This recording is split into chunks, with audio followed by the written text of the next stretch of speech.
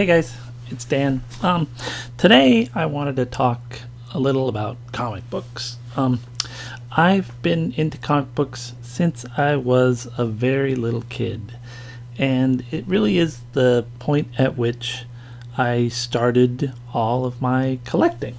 So I just wanted to sort of go through talking about how I went through this sort of journey. And so the best place to start is with my very first comic. This is it. This is the scraps of my very first comic. I've gone on to rebuy this comic, which was Where Creatures Roam, number 7, 15 center, which was from July of 71. I have to imagine this was a hand-me-down from one of my brothers. I have two older brothers, one 2 years older than me, Rich, and then one that's 4 years older than me, Dave. It's probably Rich had bought it, I guess, or someone had passed it down to me. And as you can see, I obsessed over this comic. And I don't know what it meant to me, but it's an early horror comic. The main story is The Glop, with art by Jack Kirby, and I don't think they say who's written. It was written by, but probably written by Stan Lee, undoubtedly, because Stan wrote pretty much all of these monster books. It also had had a nice Steve Ditko story in there, and the fun thing about this is it was a reprint of an earlier Journey into Mystery comic, which was from the very beginning of Marvel. So Marvel had a tendency to reprint stuff, and you know, of course, as a little kid, I did not know this. I just obsessed over this monster, and I was always a monster kid. I watched all the monster movies. I was obsessed with science fiction and monster movies my whole childhood. But really, the big monsters, Attack of the Giant Gila Monster and them with the giant ants. So this just really fed into my childhood. So 71, I would have been 6 years old, 7 years old. And my next big comic book memory was we were on a trip somewhere with the family, and we went into a 7-Eleven, and I bought this comic. This is not actually my actual issue, but this one is dated July of 73, which I don't know if that means it came out earlier than that or later than that. I don't always remember. But I always sort of credit this as the first comic that I remember going in, spending my own cash on, and walking out with, and then reading this book in the car. And it's a really interesting story. It's about the Hulk is on the bottom of the sea, and he's on this submarine with this crazy captain of this submarine, and the Hulk wants to just get back to land, and so at a certain point he forces the submarine captain to take him back, and a bunch of the people on board who've lived in generations on board they've acclimatized for being deep underwater, and so they want to get off because they're like, we want to see what the surface world is like. We're tired of living on this sub, and so they take him up to the thing, they let everybody off. And then all the mutineers that they let off start exploding and dying. And then the guy who's one son, he won't let him back on the ship, and he abandons him to his explosive death. And these comics, I mean, that's really, really deep for a kid. And, I think it impressed on me, I don't see how it couldn't. Another early book was this Captain America book where they fight the Serpent Squad, and once again, you'll see that these comics, this one didn't have as deep a point at that, like coming to the surface and everyone exploding to death, but there's like the one character who's missing an arm. There's Captain America and Falcon, so he's got an African-American partner. Comics were they always were pushing a social agenda, on kids. And I grew up in a super white Orange County, just really typical suburban suburbs kind of existence. So this, these comics just really energized me. Submariner, what can you say? And my first Spider-Man comic was 124, him fighting the Man-Wolf. J. Jonah Jameson. This one I think is great Gil Kane art, and the art on these babies just was fantastic. And that was the other thing you'd find with comics. It's as a kid you don't judge it as much, but man, there were some super talents working, and then there were some of the other books not necessarily the greatest people in the world. But yeah, this one 1973, and that's my starting year, 73. Really dug in there. Another book I loved, this one, The Thing versus the Hulk. Beautiful Jim Starlin artwork. And, it's just like a battle. And, a kid, but it has these weird space overtones where, it's the leader who's making him do it, and then Kurg, this other alien, is helping them out. And at the end, they blow up the ship. And comics weren't, it wasn't just all, bang, bang, bang. That was all part of it. But they'd get into these deeper things that, as a kid, I was watching Hong Kong Phooey and just sort of these, whatchamacallit, cartoons, which I loved, of course. But there's really adult themes that they were digging into. Another book that I loved was Amazing Adventures featuring War of the Worlds, Killraven.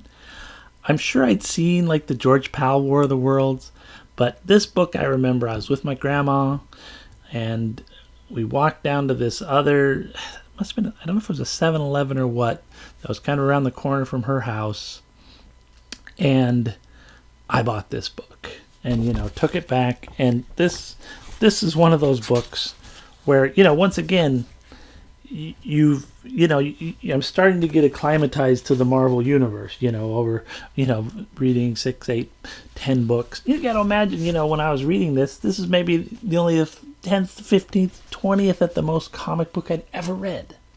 And, by now I've read thousands and thousands. But each little thing in there, each crazy monster that you'd see, watching Killraven and just these strange monsters. And I just, it was an endless spewing of new characters. Every book, it's like I'd never seen this book before because, I think it started with 19 Killraven. I mean, Killraven. It probably, I think it's only the third appearance of this character, and so to me, it's all new.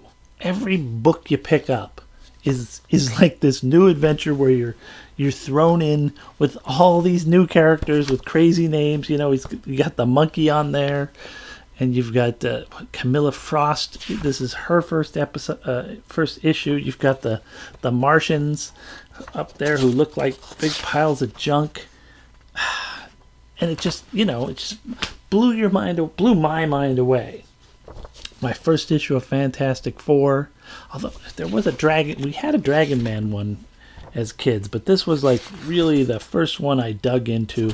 It's like Annihilus is in the neutral zone, and then he like breaks out. And another really interesting thing about these things is in this one, they're fighting him. Annihilus wins, and then Annihilus goes and tells his backstory. Where he was just this little freaky creature, and then these, he's just trying to survive, and then he finds this ship with all these dead creatures, and he puts on this helmet, and then he's thrown into another flashback. So we've got a flashback into a flashback, and then in that flashback he sees these lion guys, and they're making these power pods, and then their ship crashes, and then the power pods they release on the planet, and that's him, and he has the helmet, and he learns that they have been created by these lion people, and then he goes on to use their technology to become the Annihilus, and there at the end he throws Wyatt along with the rest of the Fantastic Four into the negative zone. Did I call it the neutral zone? The negative zone. I never found issue 141 until I was an adult. So the next issue I buy is 142. So I don't know what happens in this story.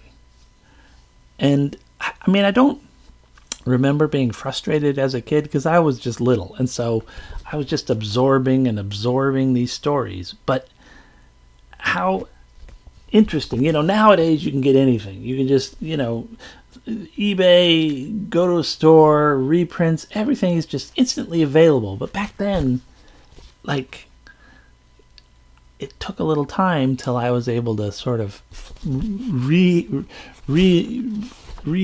dig into these stories.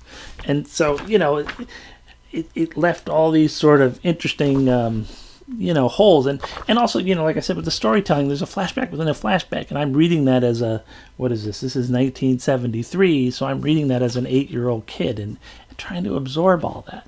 And I mean, I think that comics like this, my parents didn't know what was going on with the comics. I just, that was one other thing I wanted to say is I'm assuming that about this time is when I started getting an allowance. And so I would get, I think it was $2. And so that would buy 10 comics. Maybe it was $1. And maybe $1 would buy 5 comics. And so I would go down, that 5 sounds about right. I would go down to the market. There's a place called Rancho Market. I'd go in the back door, and they'd have just this one spinner rack, and I would then go through the whole spinner rack. And I think I probably would sit on the floor and make piles and make decisions and have to come to these momentous decisions about, what I was going to take home that day.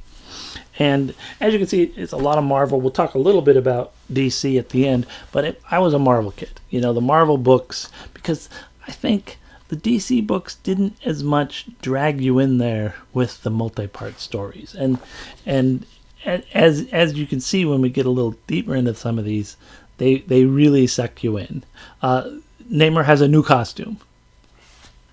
What kid isn't going to be like, I have one other issue. Oh my God. And it's got the Fantastic Four, and it's got this Triton character. You just see the depths, and we got some Don Heck going on here. Maybe not the greatest art. And then Avengers, and not just the Avengers. This is the Avengers Defenders War. I don't know who the Defenders are. This one, there's Submariner, my guy. There's Captain America, my guy, and they're battling. And then Sunfire comes out of nowhere, and then the whole beginning is Swordsman and Valkyrie fighting, more characters. I don't know who they are. The splash page, you're like, I don't know. It's so much going on. And, they're fighting over the evil eye, and the Defenders are winning and winning and winning. And then, come December of 73, Avengers 118. 118. The culmination of the Avengers Defenders War, where the Avengers and the Defenders have both realized that Loki and Dormammu have been pitting them against each other, which I don't even know. I don't understand that. What I understood was this panel. 1, 2, 3, 4, 5, 6, 7, 8, 9, 10, 11, 12, 13 characters. Many of which I don't even know who the hell they are. I know who Hulk is. I probably hadn't even bought a Thor. Maybe I'd bought one Thor at this point. Vision, just there's just so much going on. And who in the middle is right there? Silver Surfer. Silver Surfer. What? Of all these bright, colorful, costumed characters, Silver Surfer just means something. There's something in that name. So let me finish. Let me tell you my quick Silver Surfer story. When I was a kid, I remember I sat down at my grandparents' house and I wrote a letter to Marvel Comics because I wanted a Silver Surfer poster for my wall. wrote this letter, put some money in there, and we mailed it off. And I don't know if I just forgot. I mean, I was an obsessive little kid, but, I never got the poster. Nothing ever sort of came of this. And it was always one of these memories in the back of my mind, mailing away for that Silver Surfer poster. Not that there was not that anywhere in this book or in any of the books was there a Silver Surfer poster available that I knew about. But I wanted the Silver Surfer on my wall. Well, comes to pass, we're cleaning out my grandparents' house, and there's the letter. A letter that never got sent. That my grandma, they taped a couple of dimes right there. I made a code for the Marvel Comics guys, because God knows those Marvel Comics guys would have loved to see my thing. Dear Marvel, I like Silver Surfer. Will you send me a picture of Silver Surfer? I have 20 cents in the envelope to pay for the picture of Silver Surfer. This is a code I made. So I probably wrote this, maybe right after this book or thereabouts, because I didn't have any. I can't remember any other books that had Silver Surfer other than Defenders. A couple Defenders books, and that's about it.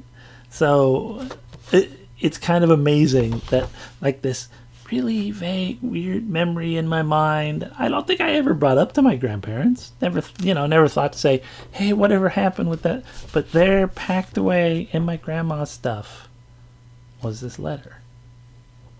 And, in a sense, getting this letter is like 1,000 times more important than that poster ever would have been. So in this one, the Defenders and the Avengers fight together. You have these giant, beautiful splashes. You have the Watcher. You have this weird ending where Loki turns into a fly, and then Dormammu gets sucked into the evil eye, and then Loki goes crazy, and there's one other page in this book. There's so many pages in this book. There's this page, which is just fantastic. Fantastic Four, Spider-Man, Inhumans, Luke Cage, Kazar, Ghost Rider, Man-Thing, Doctor Doom, Dracula, Adam Warlock, and Thanos. All on a page, on a single page. And as a kid, I just looked at this and I was like, we already have 13 characters, and now we have 4, 5, 6, 7, 8, 9, 10, 11, 12, 13, 14, 15, 16 more characters. So in this book, we have 29, 31, 32 characters packed into this book. And that's when you start to understand about a universe. How all these stories are connected. And, the total of fandom that I would get out of comics was the comics. Captain Marvel. Ugh. Going back to this Captain Marvel book, there's just so many things that are just so bonkers. Like this tree that he encounters that's like Ego, that's got this eye and this head. And we can only imagine how much acid, and God only knows what else, Jim Starlin and some of these other, it's like almost naked ladies in here. They were taking these comics and they were doing what they wanted. And then Thor 218, you've got destruction of planets where the black stars also passes death, and then they destroy it, and then they suck up the planet. And there's this whole thing with the colonizers are living in these, man, look at the sadness of that panel. The colonizers are just living in this giant ship, and they just have these tiny bunks. And that's deep stuff. Then you got the horror books, Ghost Rider, Man-Thing. Steve Gerber on Man-Thing, first appearance of your boy Howard the Duck. I could do a whole segment on these Man-Thing books and how I just didn't understand. It's like Starlin, you're like way out there. You're like Steve Englehart with his, kind of coming off of, doing social issue stuff. Okay, I got that. Jerry Conway, interesting storytelling. But Steve Gerber, man, this guy, he went deep and he went weird. And I'm just like, I don't, it's what's his name? Korek, the warrior. He forms out of a jar of peanut butter. There's a peanut butter knife, which becomes his sword, and then he manifests out of the peanut butter jar. And then, Dakim, the enchanter. I mean, this is some stuff. And of course, Tomb of Dracula. You've got this beautiful Gene Colan artwork. And this one also kind of messed with my brain because at the same time, I'd be going to the toy store, and there on the shelves of the toy store are the Aurora monster models, including the Forgotten Prisoner of Castlemare. I think that's what it's called, the Forgotten Prisoner.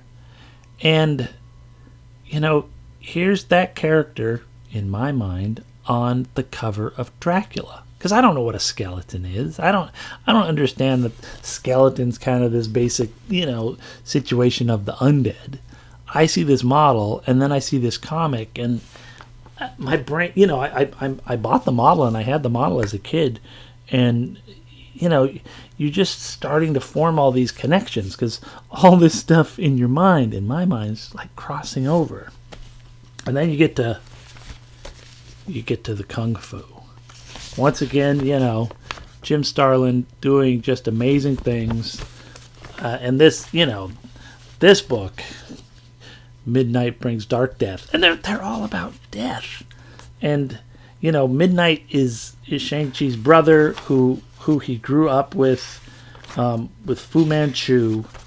And, they're fighting, and then he gets at the very end, he does, this one big move.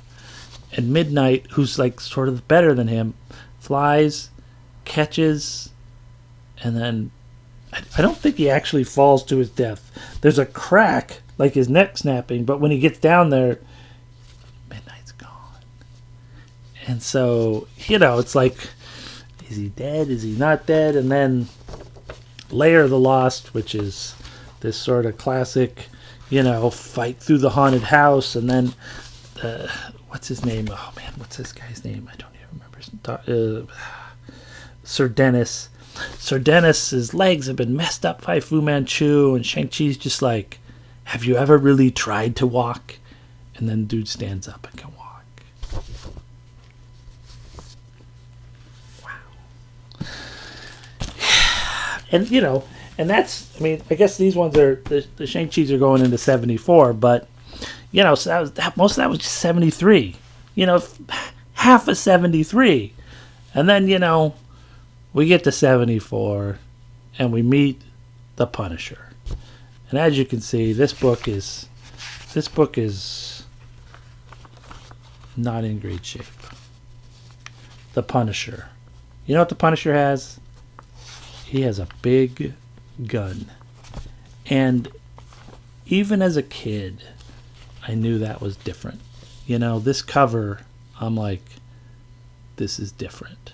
Something happened here. Like all the other battles, even though the Shang-Chi, that one's a little later. With this one, it's like, dude he's trying to really kill Spider-Man. This cover is dynamic. His assignment, kill Spider-Man. That's it. Kill Spider-Man. And then, of course, he'll pay. It's a, case of mistaken identity. Spider-Man's not a bad guy. Yada, yada, yada. Your classic thing. But Punisher still has those big guns. And this book, this book meant something. Not that they all didn't mean something. That you could tell was something a little different. And, I get going on the Fantastic Four. 42. Look at this is my original 43. I read this book a lot of times. I meet Dr. Doom and I'm like, what the heck is up with this guy? 45, beautiful Ross Andrew art that this one of my favorite books. And this was another case of one of those. I had 145, I didn't have 146. But then by 148, I think I was starting to really get in there. Luke Cage Power Man, beautiful George Tuska art, Billy Graham inks. Billy Graham, just a really interesting inker. Mistaken Identity. It's Luke and Iron Man beating each other up. Back to Captain America. At this point, they start reintroducing the X-Men through Cap. We get Banshee in there. Here they are fighting with Nick Fury. Great. I've cut out my Marvel trading value stamps like an idiot. And then Doctor Strange. This was also one of those kind of pivotal books because this was like my introduction to Doctor Strange. I had one of the earlier books, or had read it, one of the earlier ones where he had he had the mask. But this one, Steve Englehart writing, Frank Brunner, this whole thing is about like the creation of God. It's about God. About the genesis of the universe. Okay, and like I said, I bought Flash comics. I bought Action Comics. More Flash. I met the Batman. This book is Jim Aparo.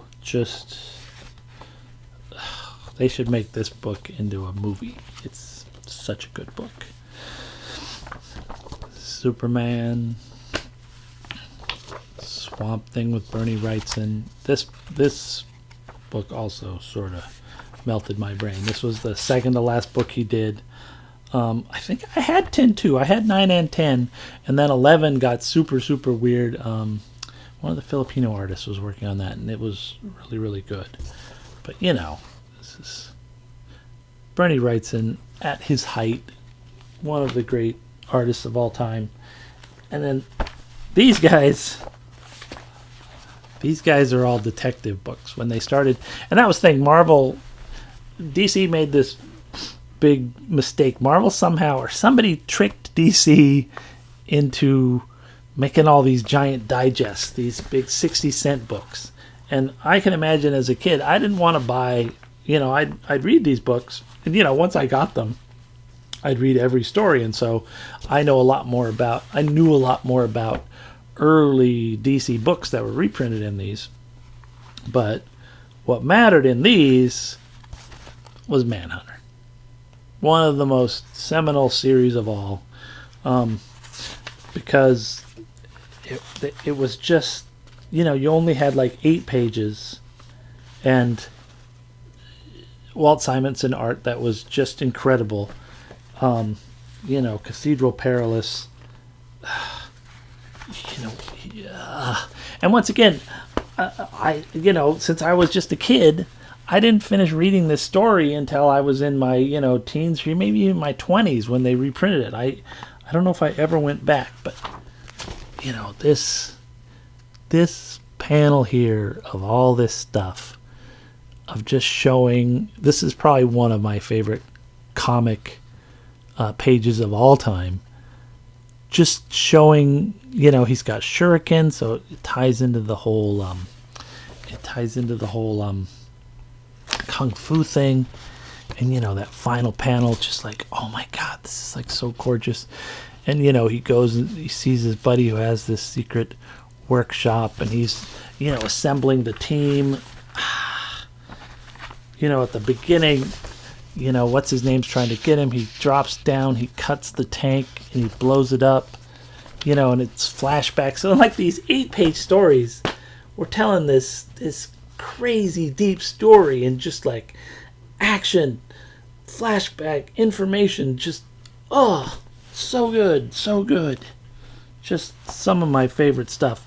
And along the way, you buy things like E-Man. You buy the Jungle Twins. You buy the Star Trek comic. You buy the Boris Karloff. You buy the Turok Son of Stone. And, like as you see with these things, it's like, man, I read the hell out of these books.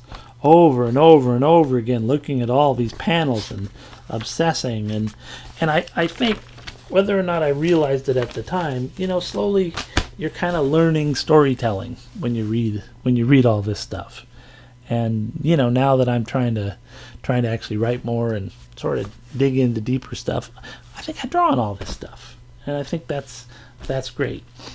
So by the end of like 74, into 75, I'm like slowing down with comics. I don't know why. I'm not sure what the change is. I know we started playing D&D in 76, so I don't know if it was D&D. I don't know what it was, but I sort of started slowing down with comics a little bit. And then February 76, X-Men 97. And I'm like, what the hell is this? Because I think I'd had like one X-Men reprint book, the one where they fight Frankenstein or something, and I was like, it didn't do anything for me. Don't get me wrong, I read it 1,000 times probably. And then there's this book. And, just like that event, Avengers 118, I'm like, who are all these characters? And they're all, once again, they're all acting like they know each other. And I'm like, I want to know who these people are. And then 98, the Sentinels. And I'm hooked. And so, by 99, I'm like, I'm gonna be buying these. I never found 100 at that time, but that's when I knew I needed to have all of these. I needed to find out who these characters were, where they came from, and since I started so early, I just went back. I bought 94. I bought Giant Size X-Men. Mine are in terrible, terrible, terrible condition because, I think this one has a hole in the back of it. But I smartly went and finished my collection. I think I bought an issue 100. And at this point, we figured out that there's such a thing as a comic book shop. And so there was a place called Bob's Comics, which was in Fullerton, I think. And Bob was this weird guy that sat behind the desk and is your class. I'm sure other people have much better stories about Bob. And he sat behind the desk and, I don't know what he would do. And we'd go there and we'd buy comics. And then we started going to comic shows, which they'd have at, not the Disneyland Hotel, but one of the hotels up by Disneyland. We'd go to that. Then at a certain point, we started going to San Diego Comic-Con. And very early on, my parents bought me this X-Men #1. Literally the worst condition X-Men #1 you're ever going to find. It has drawing inside. But I think it was like $17 or $22. And it's got a big X on the back. It has tape on it. Just like kind of every problem it could have. But it's an X-Men 1. And so my parents, they supported me in caring about this stuff. And this, I think we bought this at some weird comic store that was in a mall, which was a little later. But I kept collecting and, had a giant collection at one point. Never really went back and collected the old stuff. Mostly it was just buying new stuff to read. My interest in comics has always been to read. I never really, I ended up being a dealer, but I never was a comic dealer because I never really understood grading. I think to become a grader, you have to touch thousands and thousands and thousands of books to really know how to grade. And I was never in a position to touch thousands and thousands of books. I've always been a specialist. I've always wanted to have exactly what I wanted to have. It's like I don't want to have 100 copies of a book, which I then have to sell. I'd rather have something that's really unique and really interesting. But I still love comics, and as I get older, I look back on this pile of beat up comics, and they mean the world to me. No matter how thrashed they are, it's like one of the proudest books I own is this one, because it's mine. This is my book. Would owning a Super Mint one mean anything more to me? Nope. This is the one that means something to me. I have another one that I can read, but this is the one that means something to me to watch. The story of this one is this guy hires him to put this. He's a painter, and he puts the paint on the monster, and then at midnight the monster comes alive, and it's an alien. Whatever. The stories are fun and silly. So that's sort of my comic book history, and it's how I started collecting. When I had to go back and find this, then you're collecting. And then at a certain point, in 1988, I wanted to find the rest of my childhood. And I went looking for the rest of my childhood and found that and a whole lot more. Because I started off collecting all the toys of my childhood and Zeroids and Scorpio the Alien from Matt Mason, which we'd bought at White Front, all that stuff. And I'll talk about some of that stuff maybe another day. But comic books were where it started. And I think it started that way with a lot of kids. Because comic books, you have one, and then you have two, and then you have a collection. And, once you have a collection, then you it starts meaning more and more. Because it's a collection of stories, and those stories become important to you. You remember all those characters, and it's great that they're making movies, and it's great that some of those movies are really good. So I still check them all out. The DC ones are not for me, but the Marvel ones are. They're making movies that take me back to when I was a kid, when superheroes were superheroes, and there'd be big fights, and there'd be big resolutions, and things would happen, and it wasn't, hey, I love The Dark Knight. I love Frank Miller. I love those stories when they came out. I love them now, but there's still some fun in them. There's still, dark and gritty. You still gotta make it interesting. But I'm digressing. So that's comics. Crack open a comic for me. And I'll see you on the other side.